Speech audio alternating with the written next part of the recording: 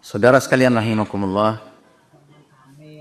beberapa hari belakangan ini kita mendengar berita-berita yang cukup memprihatinkan, di mana Allah Ta'ala yang Maha Kuasa, Rabbus Samawati wal Ard, Rabbnya langit dan bumi, menunjukkan kekuasaannya dengan mengerahkan alam untuk melakukan demonstrasi.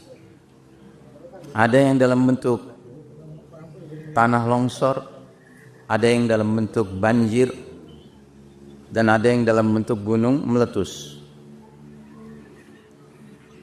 Dan jangan dikira, sekalipun memang yang terdekat adalah bencana-bencana yang menimpa Sumatera Barat, dekat dari Riau, Sumatera Utara, Aceh, tidak.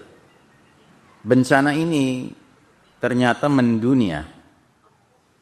Bahkan persis di hari yang sama, tanggal 23 November, tidak kurang bencana banjir terjadi di Indonesia, di Malaysia, di Thailand, di Brazil, Amerika Selatan, ya, di Afrika, ya. Banyak tempat di muka bumi ini sedang digoncang oleh aneka bencana. Belum lagi bencana yang menimpa saudara-saudara kita dikarenakan kezaliman sesama manusia yang tampaknya tidak kunjung puas melihat darah tertumpah melalui tangan-tangan jahat mereka dengan menggunakan senjata-senjata teknologi mutakhir yang sekali menewaskan bisa ratusan orang, ribuan orang, seperti yang sedang terjadi dan masih terjadi di Ardul Mubarakah, di bumi yang Allah berkahi, bumi Syam, khususnya Palestina, dan lebih khusus lagi di Gaza. Begitu pula agak ke selatan, di negeri yang bernama Sudan, yang berasal dari kata sauda yang artinya hitam. Memang orang-orang di sana kulitnya hitam. Mereka mengalami genosida pula, pembantaian yang sangat keji berlangsung di sana. Anak-anak dikumpulkan, ditarik, diseret dari rumahnya, disaksikan ayah ibunya, lalu digali lubang di tanah, lalu mereka disuruh duduk di dalam tanah itu, lalu ditutup dengan tanah, dikubur hidup-hidup di hadapan ayah ibunya. Saudara sekalian rahimakumullah, semua perkara-perkara yang sedang berlangsung sekarang ini bagi seorang mukmin menyadarkan dirinya, benarlah sabda Nabi sallallahu alaihi wasallam ketika menyampaikan begitu banyak hadis mengenai alamatus saah, tanda-tanda semakin dekatnya hari kiamat. Dan betapapun dahsyatnya bencana-bencana yang terjadi sekarang ini, kita orang beriman harus tetap meyakini firman Allah Ta'ala yang menyatakan wala aqibatu lil muttaqin. Akibat terakhir selalu berpihak kepada kaum yang bertakwa. Karenanya mari kita simak sebuah ayat yang sudah sangat sering kita dengar, yaitu surat Al-A'raf ayat 96. Allah Ta'ala berfirman, walau anna ahlal qura amanu wattaqaw lafatahna alaihim barakatim minas samai wal ard walakin kadzabu fa akhadnahum bima kanu yaksibun. Dan sekiranya penduduk negeri beriman dan bertakwa, kami akan limpahkan kepada mereka keberkahan yang banyak dari langit dan dari bumi. Tapi ternyata mereka mendustakan ayat-ayat kami, maka kami siksa mereka sesuai dengan apa yang telah mereka kerjakan. Karenanya jamaah sekalian rahimakumullah, kita jumpai bahasa kitabullah Al-Quran, bahasa Allah Ta'ala, tentang perkara-perkara yang menimpa umat manusia, itu bahasa yang lengkap. Allah ketika masalah-masalah seperti ini muncul, tidak hanya mempersalahkan mereka-mereka yang punya kuasa, yang punya otoritas, yang punya wewenang, alias para pemimpin, para penguasa. Tapi juga Allah Ta'ala menggambarkan bahwa rakyat yang dipimpin pada dasarnya punya andil juga, sehingga datangnya berbagai bencana itu. Ketika Allah berbicara tentang para umara, orang-orang yang berkuasa, Allah berfirman, وَجَعَلْنَا مِنْهُمْ أَئِمَّةً يَهْدُونَ بِأَمْرِنَا لَمَّا صَبَرُوا وَكَانُوا بِآيَاتِنَا يُوقِنُونَ. Dan kami jadikan di antara mereka itu pemimpin-pemimpin yang memberi petunjuk dengan perintah kami selama mereka sabar. Mereka meyakini ayat-ayat kami. Ayat ini sudah barang tentu membicarakan para pemimpin yang istimewa, yaitu para pemimpin yang beriman kepada Allah Subhanahu wa Ta'ala. Dan para pemimpin yang beriman digambarkan Allah sebagai para pemimpin yang memberi petunjuk kepada masyarakat yang dia pimpin berdasarkan perintah Allah, dan mereka dalam melakukannya penuh kesabaran. Bahkan mereka melakukannya dengan penuh keyakinan tanpa keraguan sedikit pun. Tapi pertanyaannya hari ini, bagaimanakah para pemimpin negeri-negeri di dunia modern sekarang ini? Kami teringat sebuah hadis di mana Nabi Muhammad sallallahu alaihi wasallam meringkas perjalanan umat Islam sejak awal Nabi diutus sampai umur umat Islam berakhir kelak nanti. Kemudian terjadilah peristiwa dahsyat kiamat yang berarti dunia tutup buku. Kesimpulannya, kata Nabi, dalam konteks kepemimpinan, pemerintahan, ada 5 bahagian perjalanan umat Islam. Bagian pertama, kata Nabi, adalah pemerintahan kenabian. Itu pemerintahan terbaik, karena yang langsung memimpin adalah Nabi Muhammad sallallahu alaihi wasallam. Terus yang kedua, jenis pemerintahan khilafatun ala minhajin nubuwah, kekhalifahan yang mengikuti cara-cara Nabi memimpin.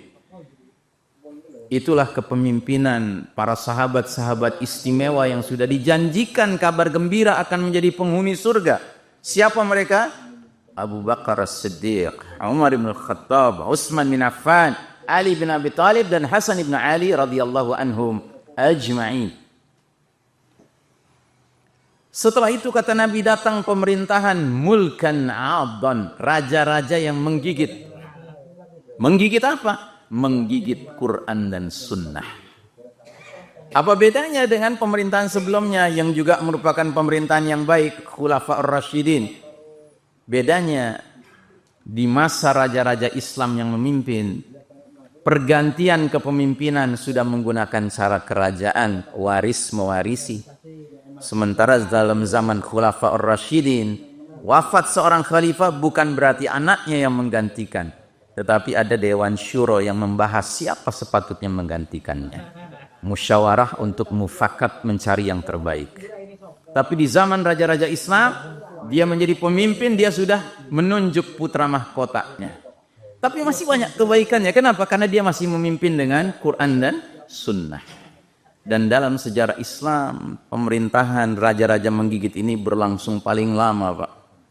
Sejak tahun 40 Hijriah sampai tahun 1342 Hijriah. Masya Allah, 1302 tahun. Silih berganti kerajaan Islam jatuh bangun. Sudah berlalu. Berlalu tahun 1342 Hijriah yang bersesuaian dengan tahun 1924 Masehi. Berarti sudah 101 tahun yang lalu, Pak. Terus kata Nabi, datang pemerintahan jenis yang keempat. Namanya mulkan jabriyah. Para penguasa yang memaksakan kehendak mereka, mengabaikan kehendak Allah dan Rasulnya. Dan saudaraku rahimakumullah, welcome to reality. Selamat datang kepada kenyataan bahwa kita, saya, Anda, kita semua nih Pak, sedang menjalani masa itu. Dan kalau kita dengar namanya saja Pak, dibandingkan nama pemerintahan-pemerintahan sebelumnya, ini pemerintahan yang paling gak enak didengar namanya. Penguasa yang memaksakan kehendak mereka. Jadi kalau saudara sekalian merasakan, kok sepertinya sejak saya lahir gak ada pemimpin yang menyenangkan, yang memuaskan, yang memperhatikan rakyat. Ya karena Nabi sudah bilang, ini masa di mana yang jadi pemimpin itu adalah mulkan jabriyah, penguasa yang memaksakan kehendak, Pak. Dan kehendaknya itu tidak berarti sejalan dengan kehendak Allah dan Rasulnya, tidak. Karenanya di hadis yang lain, Nabi bahkan menjelaskan, awal urusan agama ini an-nubuwah, kenabian, yang diwarnai dengan rahmat Allah. Sesudah itu al-khilafah, kekhalifahan, yang diwarnai dengan rahmat Allah. Sesudah itu al-muluk, raja-raja, yang dinaungi dengan rahmat Allah. Tapi sesudah itu kata Nabi, yatakadamuna kama takadamuna al-hamir. Kalian akan menyaksikan manusia memperebutkan kepemimpinan, kekuasaan, laksana keledai bertengkar. Nabi menggunakan istilah keledai, Pak. Keledai itu hewan yang biasanya menjadi simbol apa, Pak? Simbol kedunguan, kebodohan, ya. Jadi kalau merekanya saja sudah disebut oleh Nabi seperti keledai bertengkar, bagaimana lagi yang membela keledainya?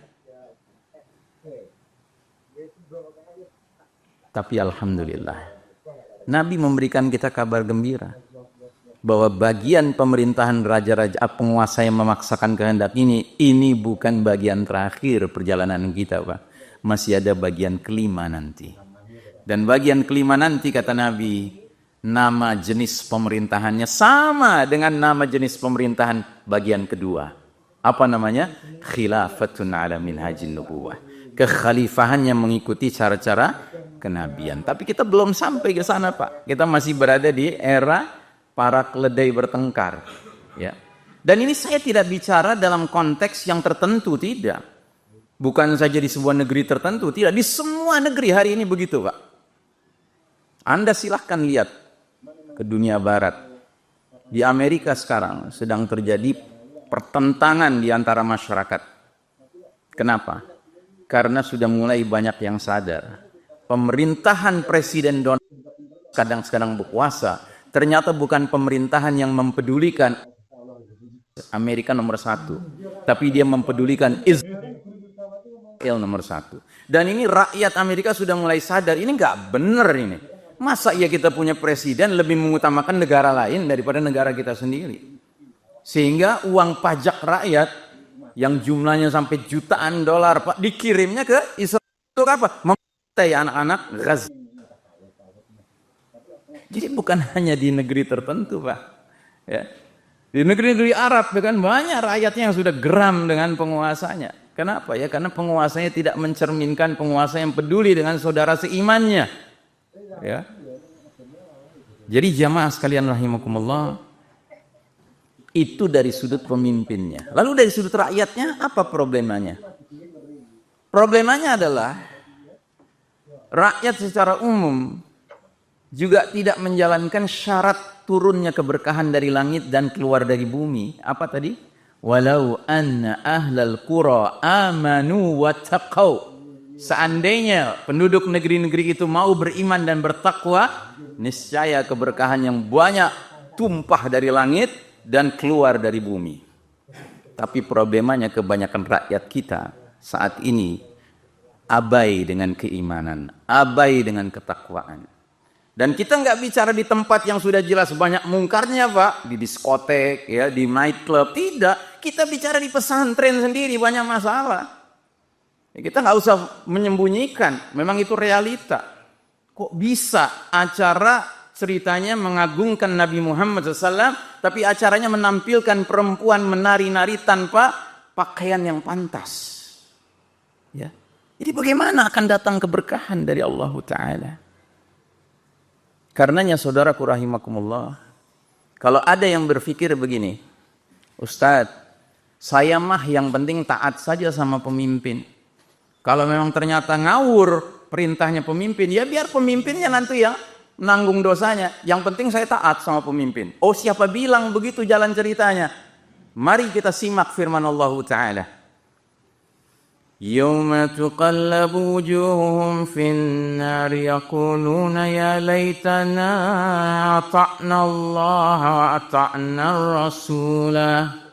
Pada hari ketika wajah muka penghuni neraka dibolak-balikan oleh Allah di neraka, mereka akan berkata, wahai sekiranya dahulu di dunia kami taat kepada Allah dan taat pula kepada Rasul.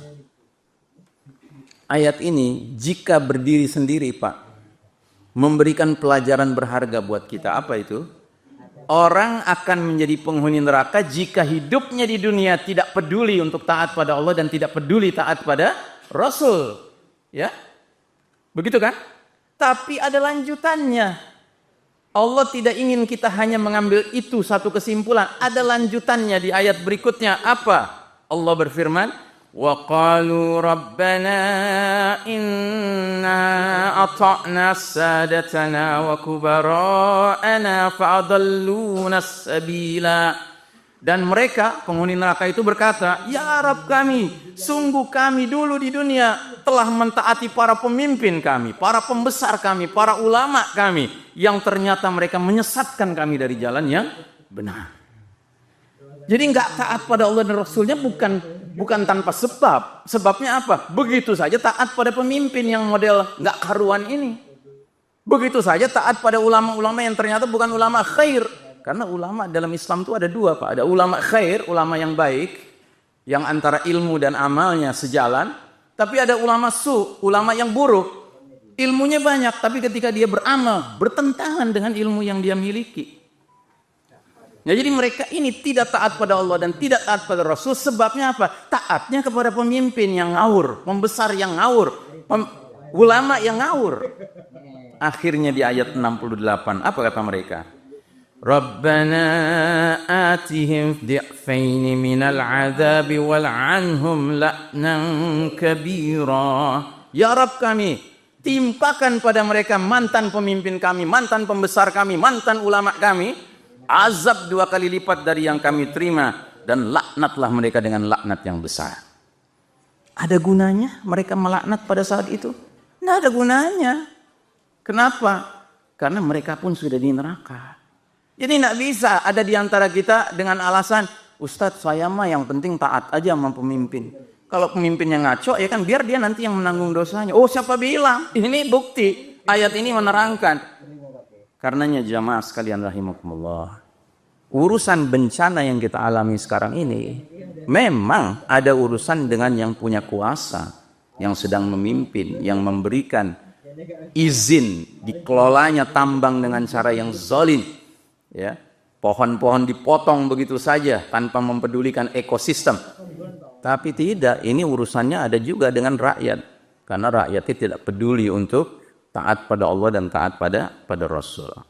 Karenanya ada lagi satu ayat yang terakhir kami bacakan, suratul Baqarah. Allah berfirman, Walau yaral ladzina zalamu idh yarawna al-'adzaba anna al-quwwata lillahi jami'an wa anna Allaha syadidul 'adzab. Sekiranya orang-orang yang berbuat zalim itu nanti melihat ketika mereka menyaksikan azab di hari kiamat, bahwa kekuatan semuanya milik Allah belaka dan bahwasanya Allah sangat berat azabnya, niscaya mereka menyesal. Idh tabarra'a alladhina tubi'u minal ladhina taba'u wa ra'ul 'adzab wa taqatta'at bihimul asbab. Yaitu ketika orang-orang yang diikuti, orang yang diikuti siapa Pak? Pemimpin. Jadi ketika para pemimpin berlepas tangan dari orang-orang yang mengikuti siapa? Rakyat.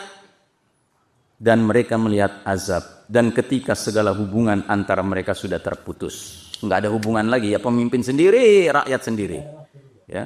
وقال الذين اتبعوا لو أن لنا كرة فنتبرأ منهم كما تبرؤوا منا كذلك يريهم الله أعمالهم حسرات عليهم وما هم بخارجين من النار. Dan orang-orang yang mengikuti, rakyat kebanyakan, akan berkata, aduhai sekiranya kami dapat kesempatan kembali ke dunia, tentu kami akan berlepas tangan dari para pemimpin zalim itu, ya, sebagaimana hari ini mereka berlepas tangan dari kami. Demikianlah Allah perlihatkan kepada mereka perbuatan mereka yang menjadi penyesalan bagi mereka, dan mereka tidak akan keluar dari api neraka. Aqulu qawli hadza astaghfirullah li wa lakum innallaha huwal ghafurur rahim. اللهم صل وسلم وأنعم وتفضل وبارك بجلالك وكمالك على سيد عبادك أبي القاسم سيدنا ومولانا محمد صل وسلم رضي الله تبارك وتعالى عن كل صحابة رسول الله أجمعين.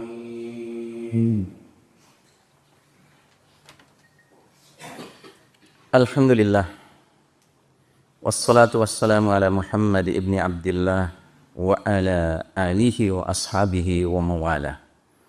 Faya ibadallah, usikum wa iyaya bittaqwallah faqad fazal muttaqun.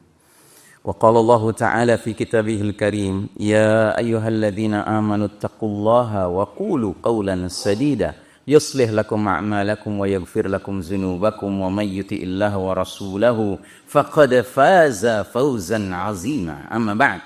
Sidang Jumat rahimakumullah, demikianlah khutbah pertama kami tadi yang intinya ingin mengingatkan kita bahwa semua yang kita saksikan sekarang terjadi, Pak, tidak terlepas dari perilaku pemimpin penguasa dan perilaku rakyat. Ya. Karenanya, apa yang harus kita lakukan? Yang harus kita lakukan adalah kembali kepada Allah Subhanahu wa Ta'ala, kembali kepada ketaatan akan Allah Ta'ala, ketaatan akan Rasulullah Sallallahu Alaihi Wasallam. Dan mereka-mereka yang punya posisi kepemimpinan, hendaknya mereka menyadari bahwa kepemimpinan mereka akan mereka pertanggungjawabkan di hadapan Allah Ta'ala kelak nanti. Kullukum ra'in wa kullukum mas'ulun an ra'iyati. Tiap-tiap kalian adalah pemimpin dan tiap-tiap kalian akan dimintai pertanggungjawaban atas pihak yang dia pimpin. Jadi jamaah sekalian rahimakumullah, mari kita menjadi hamba-hamba Allah yang beriman dalam arti yang sebenar-benarnya. Dan itulah rahasianya. Mengapa seorang khatib Jumat setiap Jumat wajib dalam wasiatnya, tausiahnya, nasihatnya mengingatkan agar bertakwa. Karena apa? Karena takwa itulah bekal kita menghadapi Allah Subhanahu wa Ta'ala kelak nanti. Dan kita semua harus punya cita-cita untuk menjemput bagian terakhir dari perjalanan pemerintahan umat ini, yaitu menjemput tegaknya kembali kekhalifahan yang mengikuti cara Nabi memimpin. Dan Nabi sudah menerangkan bahwa lokasi kepemimpinan itu di mana? Kelak nanti di Baitul Maqdis. Masya Allah. Itulah rahasianya kenapa kita harus peduli dengan apa yang terjadi di Gaza, di Palestina, di Syam. Karena pada akhirnya nanti khilafah yang terakhir itu ibu kotanya di Baitul Maqdis. Ya. Walaupun sekarang kita nggak bisa membayangkan seperti apa itu nanti, tapi ini wajib kita imani. Karena apa? Ini sabda Nabi Sallallahu Alaihi Wasallam. Nabi pernah bersabda kepada sahabat yang namanya Abdullah ibn Hawalah, Ya ibn Hawalah, idza ra'aital khilafata nazat fi ardil muqaddasah. Wahai ibn Hawalah, kalau engkau sudah menyaksikan khilafah itu turun di negeri tanah yang Allah sucikan, Baitul Maqdis, ya, niscaya engkau akan menyaksikan gempa-gempa, ya, peristiwa-peristiwa besar, ya, goncangan-goncangan, bencana. Ya karena apa? Karena semakin tegaknya kejayaan Islam akan diuji oleh Allah siapa yang tetap mau berjuang sekalipun harus menghadapi berbagai bencana-bencana yang ada. Jadi marilah kita menjadi hamba-hamba Allah yang tetap yakin bahwa di balik semua peristiwa ini ada kebaikannya. Inna ma'al usri yusran. Terjemahannya bukan sesungguhnya sesudah kesulitan ada kemudahan, bukan sesudah, Pak. Bersama kesulitan itu ada ada kemudahan. Jadi pada saat yang sama kita sedang menghadapi kesulitan, sesungguhnya ada kemudahan yang Allah sediakan, cuma kita sudah sibuk dengan kesulitannya, jadi nggak punya kesanggupan melihat kemudahannya. Semoga Allah Ta'ala menjadikan kita hamba-hamba beriman yang istiqamah sampai akhir hayat kita, sekalipun kita wafat nanti mungkin belum menyaksikan kejayaan Islam, belum menyaksikan tegaknya kepemimpinan umat dari Baitul Maqdis, tetapi kita harus punya cita-cita untuk menjadi bahagian dari mereka yang turut membebaskan Masjidil Aqsa dan Baitul Maqdis. Wassallallahu ala nabiyyina Muhammadin wa ala alihi wa sahbihi ajma'in. Innallaha wa malaikatahu yusalluna 'alan nabi. Ya ayyuhalladzina amanu sallu alaihi wa sallimu taslima. Allahumma salli ala Muhammad wa ala ali Muhammad kama sallaita ala Ibrahim wa ala ali Ibrahim innaka Hamidum Majid. Allahumma barik ala Muhammad wa ala ali Muhammad kama barakta ala Ibrahim wa ala ali Ibrahim innaka Hamidum Majid. Allahumma ighfir lil muslimin wal muslimat wal mu'minina wal mu'minat al ahya'i minhum wal amwat ya sami'un qaribun mujibud da'awat ya qadiyal hajat. ربنا اغفر لنا ولإخواننا الذين سبقونا بالإيمان ولا تجعل في قلوبنا غلا للذين آمنوا ربنا إنك رؤوف رحيم اللهم اغفر لنا ولوالدينا وارحمهم كما ربونا صغارا ربنا هب لنا من أزواجنا وذرياتنا قرة أعين واجعلنا للمتقين إماما اللهم أعز الإسلام والمسلمين اللهم أذل الشرك والمشركين اللهم انصر المسلمين المظلومين المستضعفين في غزة وفي السودان اللهم انصر إخواننا المجاهدين في غزة على أعدائك أعداء الدين اليهود الحاقدين الظالمين اللهم أطعم جائعا من أهل غزة والسودان اللهم آمن خائفا من أهل غزة والسودان اللهم اشفي مرضاهم اللهم تقبل شهداءهم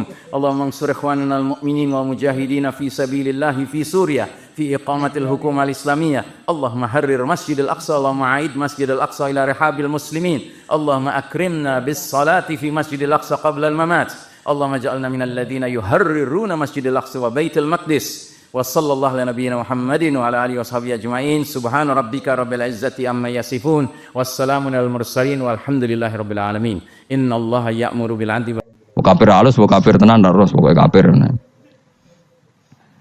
Terus malah itu sono cerita sing beling-beling. Asu tetap kawin, kon tirakat tetap kawin. Terus dipasutno Nabi Nuh. Kowe iku kan pelaturane gak oleh kawin. Ngerti toh ke kawin, gak nekah kawin. Asu gak kuat kan tetap kawin. Nabi Nuh duka dipasutno. Kowe kewan sing paling kangelan nak kawin. Mulane asu kewan sing paling kangelan kawin nganti saiki. Tahu dulu ke kawin asu.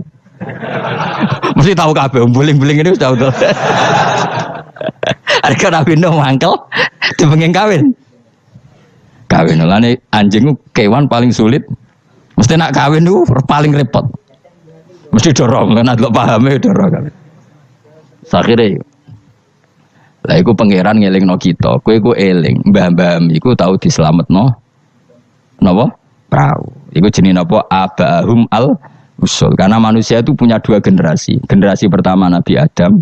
Paham ya? Terus era Nabi Adam entek kabeh kecuali wong sing ikut praunya Nabi Nuh. Maka orang yang sekarang kita ini sebetulnya sudah steril. Karena pasti turunannya wong mukmin. Saya ulang lagi ya, kita ini sudah steril, pasti turunannya orang mukmin. Karena setelah era Nabi Nuh semua orang kafir mati kecuali 80 orang sing ikut di kapalnya Nabi Nuh. Maka generasi kita diistilahkan dalam surat Isra dzurriyyataman hamalna ma'anu. Jadi dua, ya saya ulang lagi ya, ada dua istilah generasi ya Bani Adam. Setelah itu ada tragedi besar yaitu Banjir yang hidup hanya orang yang ikut di kapalnya Nabi Nuh. Maka istilah surat Isra apa? Kita ini apa? Dzurriyyataman hamalna ma'anu. Bahwa kita ini dzurriyyahnya orang yang diangkut Allah lewat perahunya Nabi Nuh. Nah di sini terus diulang lagi oleh Allah supaya kita ingat wa ayatul lahum anna hamalna dzurriyyatahum fil fulkil mashhun. Mulane disebut apa? Abahum al-usul, apa? Bapak-bapak kita yang dari pokok, yang asal usul kita yang pokok. Lah yo ayat Yasin yo ngene iki keterangane ilmiah, terus bid'ahe ning ndi? Terus susah opo jare diwaca wong iki mau cerita ayat ilmiah. Nah, tapi sing maca terus ora ro ilmiah itu kasihate. Dadi padha dene. Sing nyalahno ya padha dene, sing disalahno ya wis baru kayak ngaji ben sampean ngerti. Pokoke kula suwun Mas. Ora usah debat. Ibadah sing nilai pangeran. Kamu enggak perlu cari mayoritas minoritas. Pada akhirnya sing nentokno ku pangeran. Kowe ngerasa salah ya ora mesti salah, ngerasa bener ora mesti bener. Tetap summa ilayya marji'ukum fa unabbi'ukum, nanti kembali ke Allah, kemudian Allah sendiri yang memvonis kita salah atau benar. Lah apa pede nemen-nemen biasa wae. Aku lawan pede banget. Ora kok perkara mesti bener ya. Luwih mungkin bener aku timbang kowe. Mereka mulai aku mikir wis suwe. Kowe geruduk-geruduk kan gak jelas. Debat kok anak anut status ormase, orang nganggo ilmiah ya anut status. Ya debat juga golek khazanah ilmune itu anut status. Terus ilmune piye? Waduh. Eleng-eleng ya. Jadi kita ngalami dua apa? Generasi. Generasi pertama kita disebut Bani Adam dan itu nyata adanya. Terus generasi kita kadang-kadang oleh Allah disebut apa? Zurriyataman hamalna ma'anu, bahwa kita ini zuriyahnya orang yang diselamatkan di perahunya Nabi. Terus ini di sini diulang wa ayatul lahum anna hamalna zurriyatahum fil fulk. Nah, kendaraan itu zaman itu kan enggak ada mobil, enggak ada pesawat, enggak ada kendaraan yang lain. Tapi Allah sudah mengingatkan lewat surat Yasin, wa khalaqna lahum mim mislihi ma yarkabun. Dan Allah, kata Allah, saya akan bikin kendaraan yang sejenis itu, makanya yang sefungsi itu. Ini nunjukno bahwa suatu saat akan ada pesawat, ada mobil, karena Allah sudah ngintikan gimana? Wa khalaqna lahum mim mislihi, dan saya akan menciptakan kendaraan yang sefungsi itu. Sefungsi perahu, sefungsi kapal. Nisbatnya darat mungkin ya mobil, nisbatnya udara ya pesawat. Tapi Allah sudah ngendikan apa? Wa khalaqna lahum mim mislihi ma yarkabun, dan saya akan bikin kendaraan yang sefungsi itu yang mereka bisa menaikinya. Ma yarkabun. Jelas kan? Mulane mukjizat Al-Qur'an luar biasa. Jadi sesuatu yang belum terjadi oleh Allah ya dihentikan. Ya, tapi nek Yasin mbok wiridan ya ora ngarah roh. Tapi wis ora wiridan malah ngaramno tambah karu-karuan malah. Sing bener dia padha salah, mbah kono. Sampeyan ketemu pangeran wis adep-adepan. Gusti, kita berdebat ini sudah lama di dunia. Tolong kasih keputusan. Pangeran duka, senroko kabeh repot. Lah kakean debat ora tahu sinau. Coba ya, yang mengharamkan itu coba sinau Yasin detail. Kalau enggak bisa Arabnya sinau terjemahnya. Nanti terus akan mengharamkan isin dewe. Masa ayat seilmiah ini tak haramkan? Nanti yang biasa nggak jimat ya belajar ilmiah. Mosok tentang falak, astronomi kok kaitannya mbek jimat kok ora isin dhewe.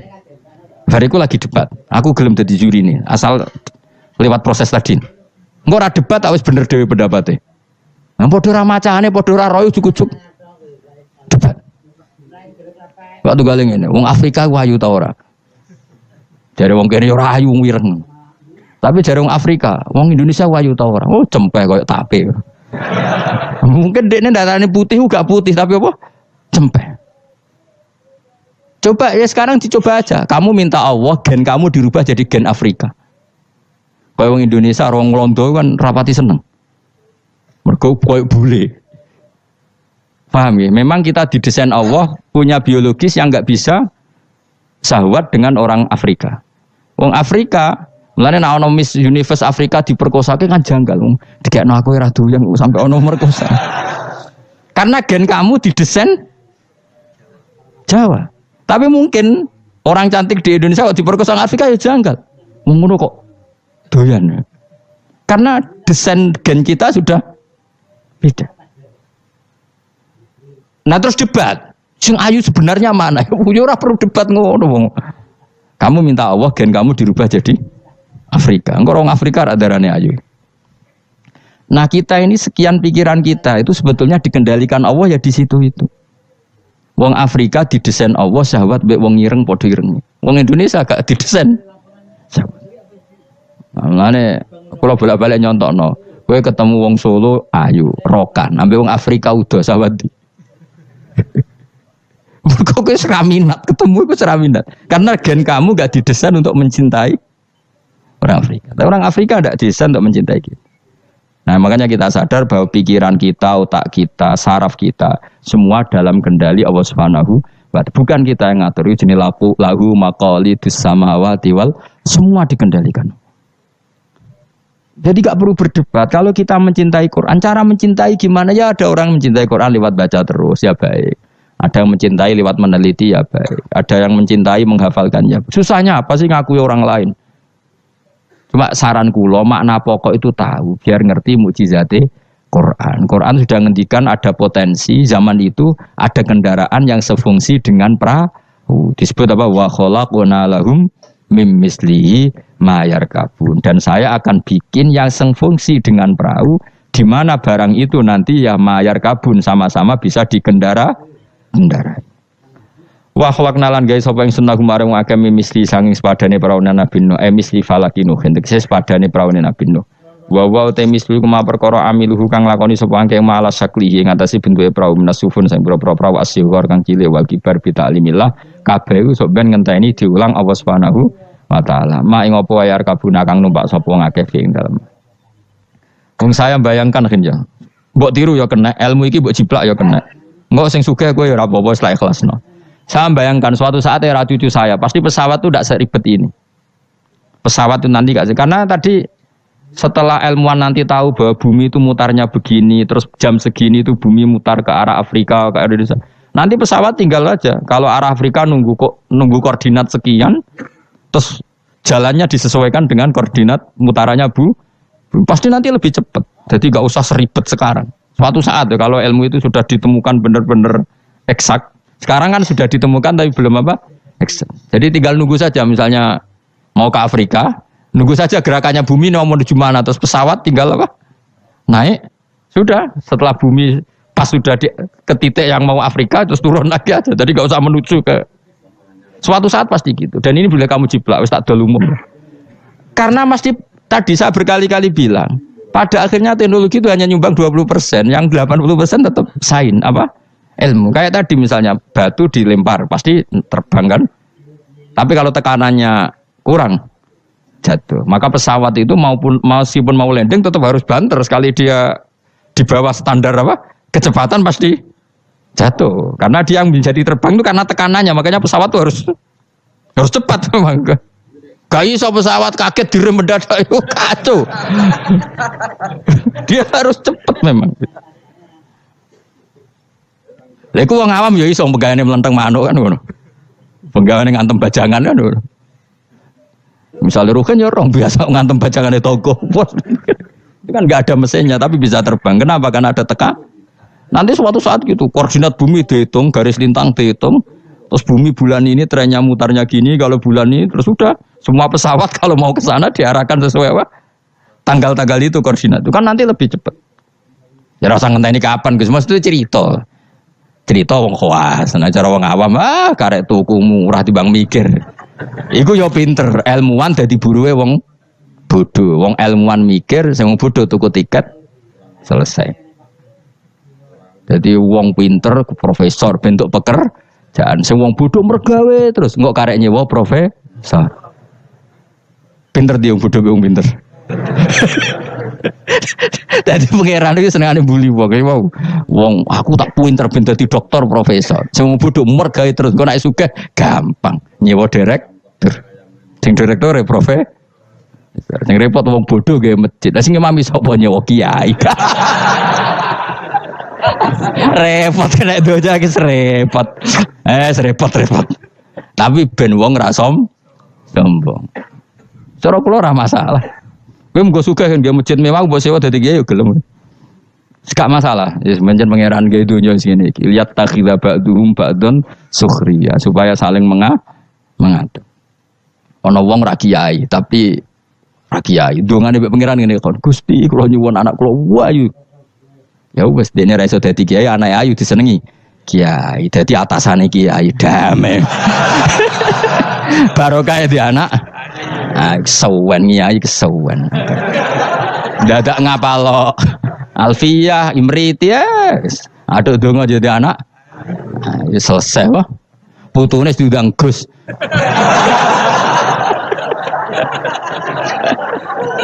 Repot wah. Atau ning dunia kampus terus dirabi dokter selesai. Dokter baceluk cung. Repot. Dokter celuk cung perkarane. Itu ya solusi no. Sebenarnya cara ngawam ana penting dia anak ayu gampang liyane apa? Ya soalnya wa khalaqna lahum mim mislihi Ma'yarkabun ini jelas dan saya sudah terjemah apa saja pasti seperti saya. Saya akan menciptakan sesuatu yang sefungsi dengan perahu, yang sama-sama bisa dikendarai. Tapi sesuatu itu kata Allah potensinya wa inna salamun ngersano ingsun nuhrim mongko ngeblesno ingsun wa akeh aja disuben sertane anane perahu. Fala sori khomong ora ana pertolongan wujud muhisa tegese maksudnya bengok-bengok sing nyelametno iku wujud muhisa lahum. Ora ana sing nolong kabeh wala hum yung koduna ora ana wong akeh yung koduna diselametno sapa akeh yun jauna tegese diselametno sapa wong akeh. Tapi masih ana pesawat, ana perahu kira usah aku mau luhur jare Allah. Aku tetep pangeran. Nak butuh tak bresno. Maksudnya kira usah ngimani teknologi, tetep kabeh kudrohe pangeran. Nanti misalnya pesawat secanggih apapun kena apa sistem listrik sing nggone napa? Nggone napa? Awan nggih selesai. Maksudnya pangeran meneh. Iku tugale cara wong dhisik bayangno tenggelam ning laut. Bareng ana tsunami ning darat lah iso tenggelam. Mulane jare pangeran, aku kepengin tenggelamno wong gampang, gak usah ngenteni ning laut. Wong Aceh dengok-dengok ning darat ya. Pangeran istilahnya wa inna sa'nuhrikhum. Dunya nek aku karep tak tenggelamno jare pangeran. Iki pentingnya dadi wong alim. Dadi ora usah bayangno tenggelam yo kudu ning laut. Mergo tenggelam ning banyu. Jare sapa nak pangeran ya gampang wae. Tsunami selesai oh. Mulane rayu ben ra usah gawe tsunami. Maksudnya lewat donga napa? Donga. Lah donga bahasa Arab istighosa lah dari partai tertentu kan di bahasa Arab istighosa. Serempet, sensitif zaman akhirnya ngomong ilmiah udah sensitif. Tapi aku itu ilmiah, aku ora usah curiga aku kubu mana, aku kubu ilmiah wis yakin aku kubu ilmiah. Gak mihak sapa-sapa kubu napa? Ilmiah. Cuma aku ngergani wong awam, ternyata pinter juga menjadi akhirnya. Oke, nak pengen jadi wong mulya, ora usah dadi kiai kesuwen di anak ayu, di mantu. Kiai, engko putu mesti dadi kiai alim. Lho, bae sapa kan karek muni ngono. Gampang no? Gampang. Jadi selalu Allah itu bikin solusi untuk orang awam, no? Akeh gak kiai dadi pantune wong awam? Barokah ayu, no? Tawayu ana wong duwe sawayu dirabi wong sugih selesai kemiskinane. Selesai. Bang belajar ekonomi kesawan. Jadi Allah ngatur dunia segampang itu. Segampang. Alam meskipun tak kei fasilitas dari pangeran kalau saya berkehendak nuhrikhum fala sori kholahum walahum yungkodun. Dan kalau saya menghendaki gak bisa lagi diselamatkan mu illa rahmatan kecuali ono kasih sayang minna sangking ingsun. Kabeh iku mu iso selamat nak entuk kasih sayangku. Wa mataan lan umpama slamet muk seneng-seneng ilahinen maring masa sing pendek. Maksudnya pangeran masih kowe tak slamet Allah, selamat muk sesaat, suatu saat tetap datang ajal. Jadi intine kowe selamat yo muk sedih lho. Iku dadi intine pangeran ngelingno nak dunya iku tidak tempat yang abadi. Lain jim nek sira nyelametno ing wong akeh apa ila rahmatuna kecuali rahmat ingsun aku maring wong akeh. Wa tamtiuna lan oleh nyeneng-nyenengno ingsun iya hum ing wong akeh. Nggih, tak seneng-senengno ladzatihim ing ngrasakno enake wong akeh. Tapi ya muk ilang kidho i ajalihim tumeka maring muk batas napa ajal-ajale wong akeh. Dadi napa? Intine iku aku umpama ana praulah setiap saat bisa saya tenggelamkan. Bahkan kita di darat pun setiap saat bisa kok nganti kita selamat mergo rahmatam minna. Ini ayatnya jelasin apa? Inna wa yumsikus samawati wal ardo'an tazula wala inzalata in amsakahuma min ahadim min ba'di. Jadi kita selamat itu karena apa?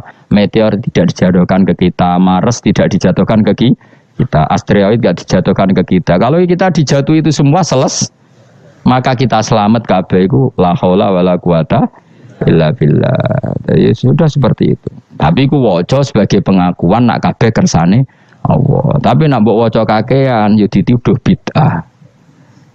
Akhirnya yo masalah meneh kan. Angin tenan zaman akhir. Ajane la haula wala quwata bentuk pengakuan bahwa semua itu dikendalikan oleh Allah Subhanahu. Ya kayak kita selamat sekarang bukan karena kita hebat, karena meteor enggak dijatuhkan, asteroid enggak dijatuhkan, Mars enggak dijatuhkan. Kalau dijatuhkan ya selesai.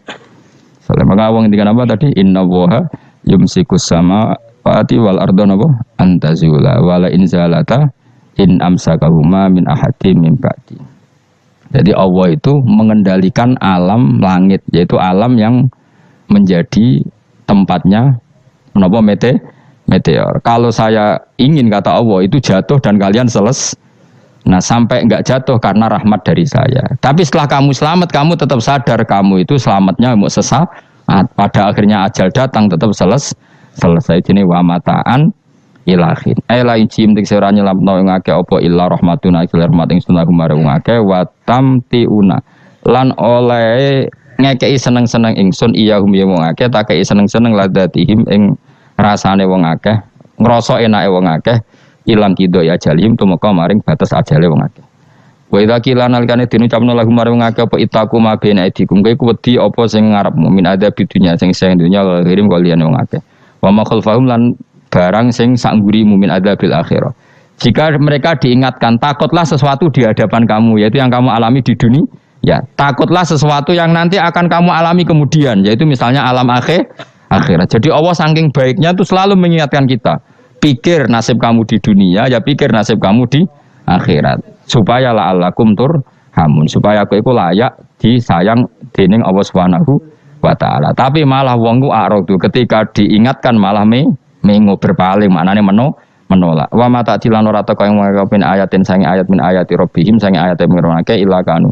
Kecuali ana sapa wong akeh anda sange ayat iku muridina iku mengo kabeh.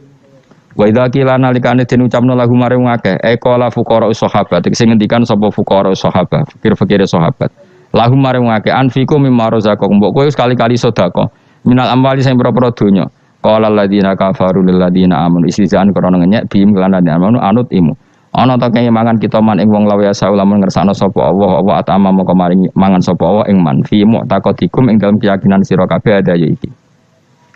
Maksudnya zaman dhisik iku wong-wong ya sono gerakan sedekah, tapi ketika ana gerakan sedekah malah didebat wong-wong melarat itu kersane pangeran. Nah tak kai sedekah berarti aku ngrusak kersane pangeran. Gak pernah ngajar tadi. In antum meranati sira kabeh fi qaulikum dalam ucap sira kabeh lan amane kita dalik ma'am utakotikum sementara keyakinan sira kabeh ada iku ila fi dolalin kecuali dalam kesesatan mubinin kang jelas bayinen kan jelas. Walitas rihilan krana nyeplosno iki dikufrim kelan kufre wong akeh mau ki ono tim utahi panggonan sing aku waya kulo namaten.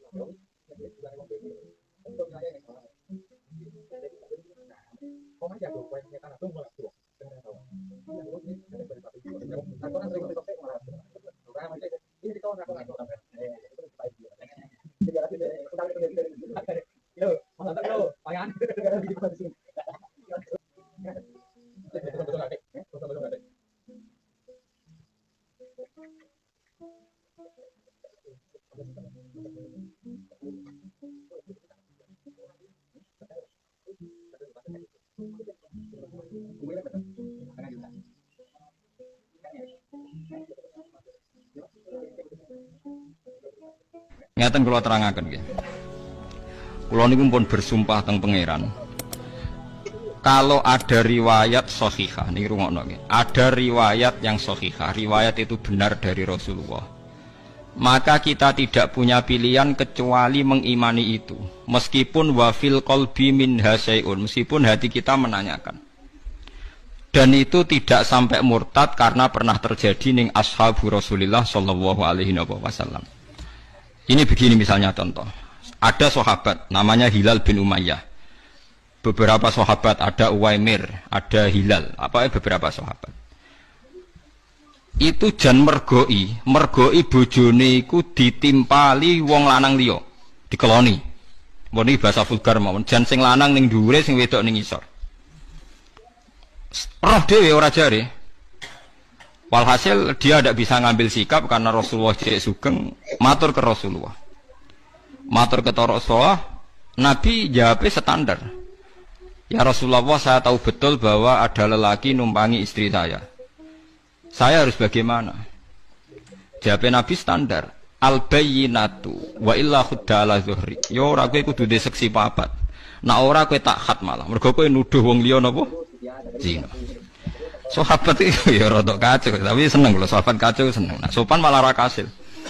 Ya Rasulullah, nak kula golek wong papat sedeng bar. Penting dadi niki jare sapa Nabi ratu dibantah nggih bolak-balik. Ya Rasulullah, kula nak golek seksi papat sedeng bar.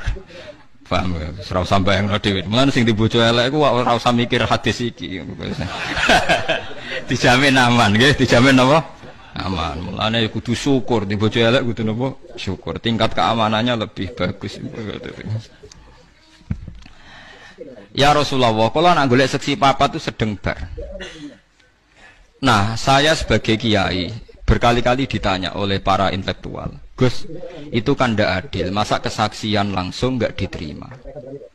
Maksudnya Rasulullah itu gimana? Makanya saya tadi mukaddimah, kalau ada riwayat sahihah, meskipun kita agak janggal, kita harus menerima itu. Setidaknya kita sebagai ulama harus yakin bahwa qul falillahil hujjatul baligh. Pasti argumentasi hukum Tuhan lebih baik. Misalnya pertanyaannya dibalik. Andaikan Rasulullah menerima kesaksian orang itu, iya kalau orang ini mungkin kasus ini dia benar. Tapi kemudian setiap orang yang membenci istrinya atau ada apa-apa dengan istrinya terus melaporkan ke Rasulullah bahwa bojoku dikeloni wong liya.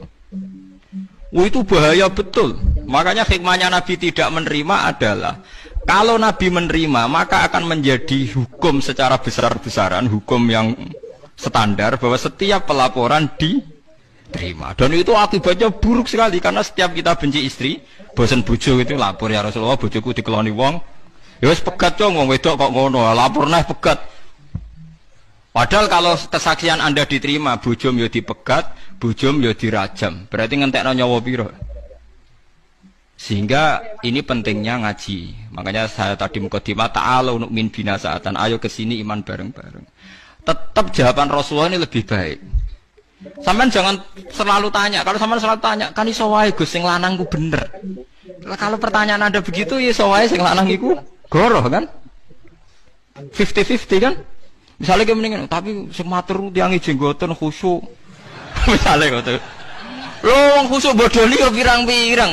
Bangsa bodoh niku setan niku padha wae to. Ya, wong khusyuk terus rata bodoh niku bolak-balik iki biar. Paham ya? Ini hebatnya Rasulullah. Saya itu punya beberapa riwayat yang Nabi dibantah, tapi akhirnya jadi hukum.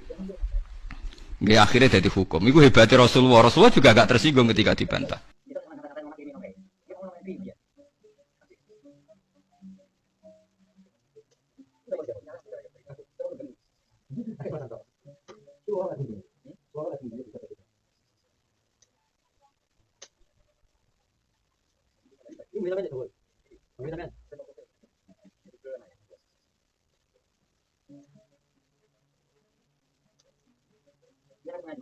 pengajuan tidak tinggi. Dia dari langsung ini, guys. Jadi berhari-hari taknya di, taknya tidak pemain mulu, semua. Tak kemudian, taknya mana ambil tengah, lu. Jadi normal foto itu, foto kan lu. Aku lagi kan kartu aku, juga tidak ada. Berarti kan ada. Ini satu meter tinggi, satu meter kita. Ini berapa ya? Gak jadi beri. Aku kelihatan kucingnya atau bingung, cuma orang mandi gani gitu pak. Isen. Aku mau kayak gitu.